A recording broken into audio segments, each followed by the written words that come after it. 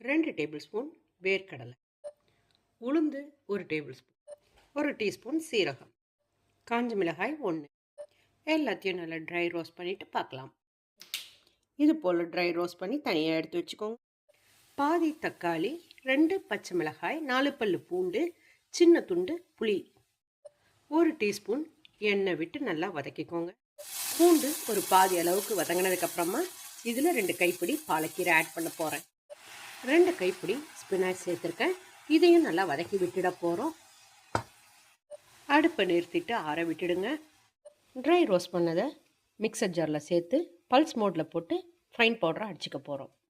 இது மாதிரி குறகுறப்பாக அரைச்சி எடுத்துக்கோங்க. வதங்கின கீரையை சேர்த்துருக்கேன். Salt according to taste. Spinach உப்பு கம்மியாக தாங்க பிடிக்கும். இதில் கொஞ்சமாக தண்ணி சேர்த்து அரைச்சிட்டு பார்க்கலாம்.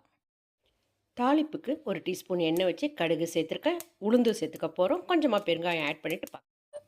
தாளிப்பை சட்னியில் சேர்த்துக்கிறோம். ஆல்ரெடி நம்ம சேனலில் ஸ்பினாச் துவையல் போட்டிருப்பேன். ஹீமோக்ளோபின் கம்மியாக இருக்கிறவங்க இந்த சட்னியும் துவையலையும் செஞ்சு சாப்பிட்டிங்கன்னா ஹீமோக்ளோபின் ரைஸ் ஆகிறத பார்க்க முடியும். நம்மளோட ஹெல்த்தி அண்ட் டேஸ்டியான ஸ்பினாச் சட்னி ரெடி ஆகிடுச்சு.